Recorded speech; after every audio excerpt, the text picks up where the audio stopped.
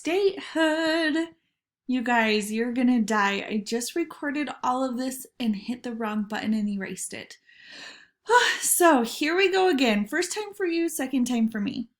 But if we were in class, if you were sitting here watching me, if we had just spent the last, who knows how many ever weeks, 10 weeks, in class together, you would be jumping up and down right now because this is such a big deal. So I want you guys to press pause, jump up and down a little bit, and get excited because this is like the finish line. Both for this class, this try, because this is the end, and for Utah because it's finally going to become a state. So this is like double exciting. Let's do a little bit like a trip down memory lane and look at where we started. When Brigham Young first proposed that they become a state, he wanted it to be called Deseret. Remember, there was all sorts of meeting behind honeybee industry, and he really wanted to highlight their work ethic and all of that stuff. So all of that's going on. This yellow line is what he proposed it be. There's all of the slavery issue, free versus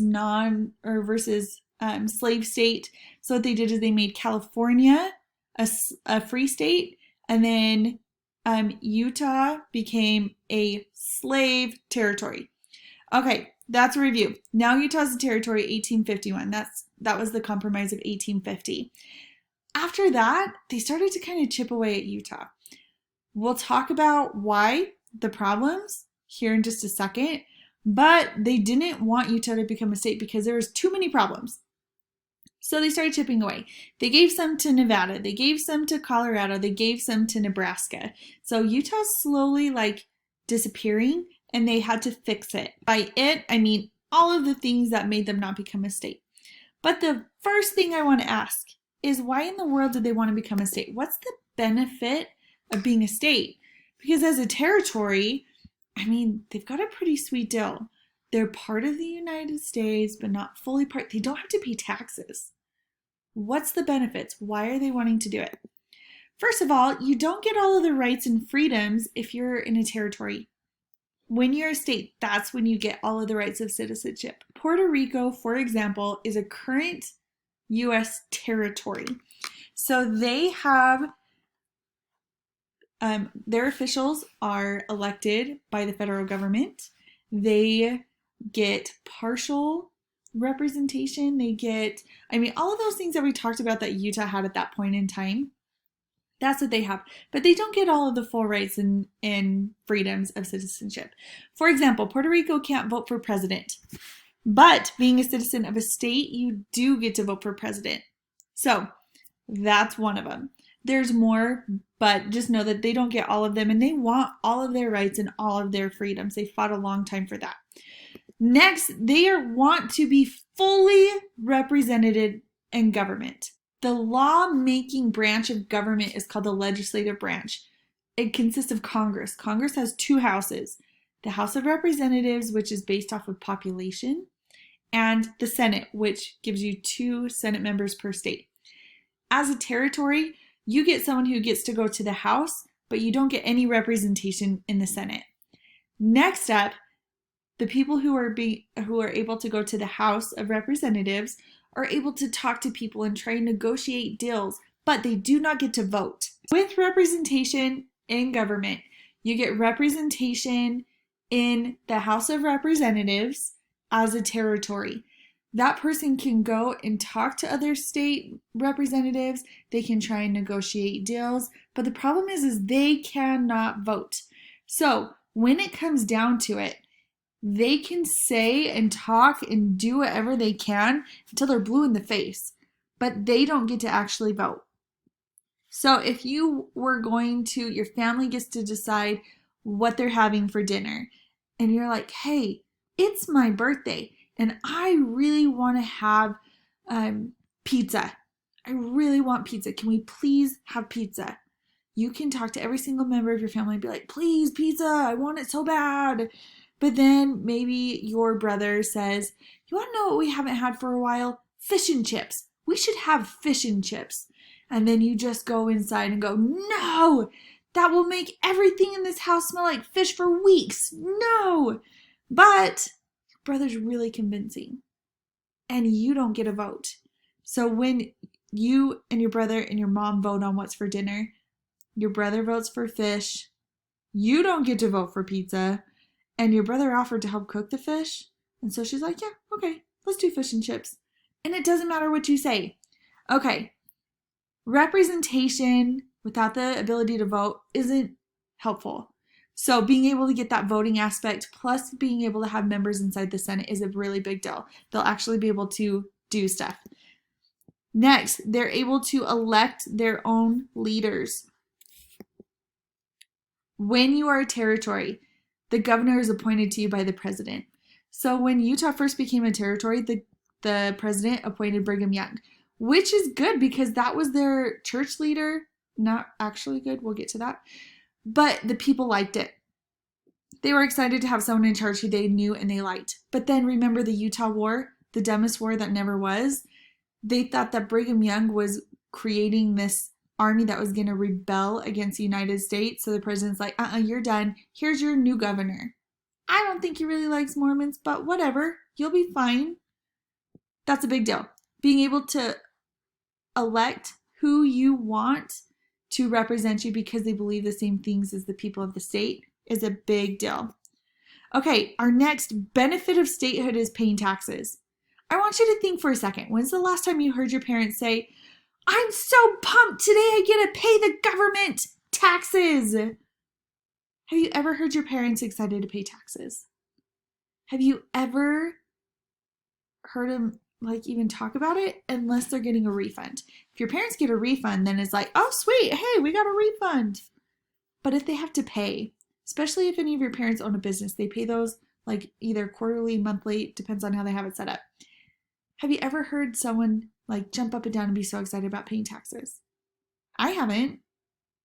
So why is that a benefit? Why are they excited to pay taxes? Well, you got to think, what do taxes pay for? So yesterday, for part of your assignment, we talked about schools. We talked about how their schools are kind of crappy. And if they wanted to have their kids to have any sort of good education, they had to hire a private tutor. But you had to have a lot of money to hire a private tutor, so not many people got it. Then we had churches come in and give grants and hire teachers and stuff to try and help out. But guess what taxes pay for? Taxes pay for my salary. Taxes pay for the school building. Taxes pay for the Chromebooks. Taxes pay for all of the software that we're using to do school. Taxes pay for the policemen and women and everything that they do. They pay for the roads. They pay for the parks. They pay for all of these things. So they're excited because they're going to start to receive government services, which is incredibly helpful. If someone doesn't have a job and they file for unemployment, that's a government service. If someone is going through a really rough time and need government's help to buy food, that's a government service. Not all of those programs were available at that time, but just to give you an idea in modern time. Okay, so they're really excited. They want to have all of these things. And yes, they are pumped and jazzed to pay taxes. So what's the problem? What's stopping them? Polygamy. We talked a little bit about this before, but let's just start through and talk about polygamy from the beginning. Polygamy is one man, more than one wife. It's not illegal at the time, but it's not something that people understand. Even today, it's not super common. Do the Mormons today, if you are in good standing with the church, do you practice polygamy? No, you don't. Does that mean that no one practices polygamy? No. There are polygamists out there all over the place. Does that mean that they're bad people? Absolutely not. But it is not an active part of the Mormon church, which is because of all of this. And we'll get to that too. We're going to look at this from an outsider's perspective. So we're back in the late 1800s. You're living on the East Coast.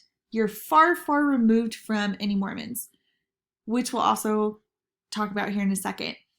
All you know about Mormons is that they got kicked out of all of these places. They settled in the middle of the desert, and any guy will marry any woman who's not married. He'll have 10, 20 wives. And they have 70 children. They have almost 100 kids each. They're like insane.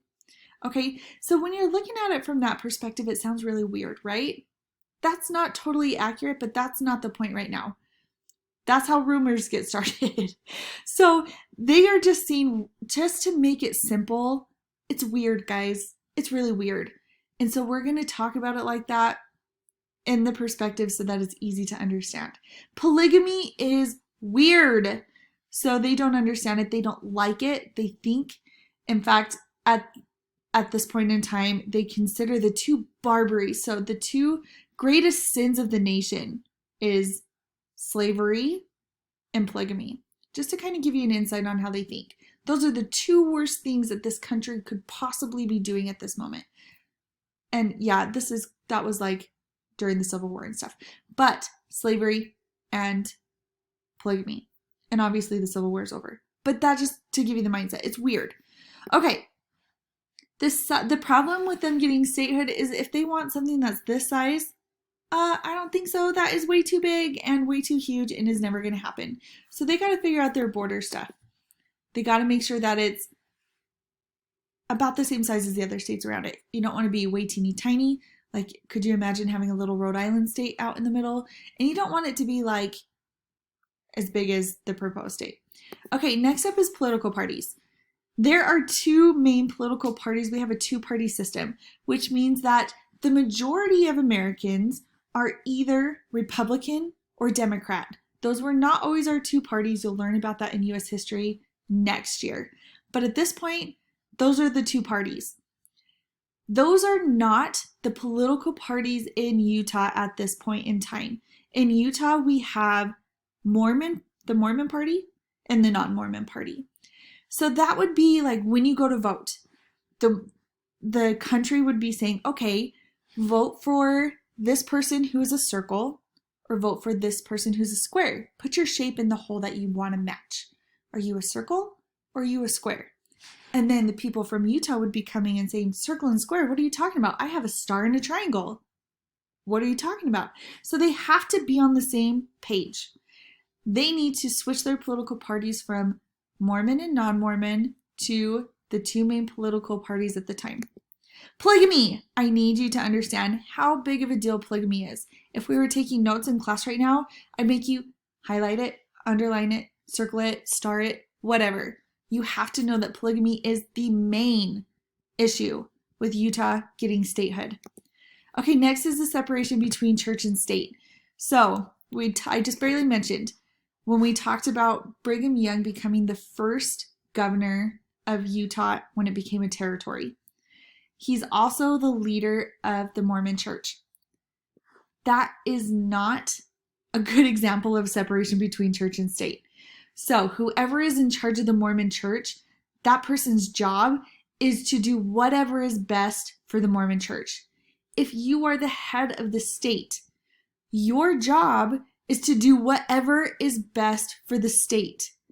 Is whatever is best for the state always what is best for the church? No. And you shouldn't have to choose, and it's not a good position to be in to have to choose. That's the separation between church and state. You should never hear a governor telling you to practice a religion or telling you that you need to join a religion. That is not okay. Not at all. I don't want you to think that there's absolutely nothing religious that happens within government because Congress, the federal Congress, still open with like a prayer. But that's for a whole nother lesson when we go over civics next year, when you take my class next year. Okay, next, polygamy.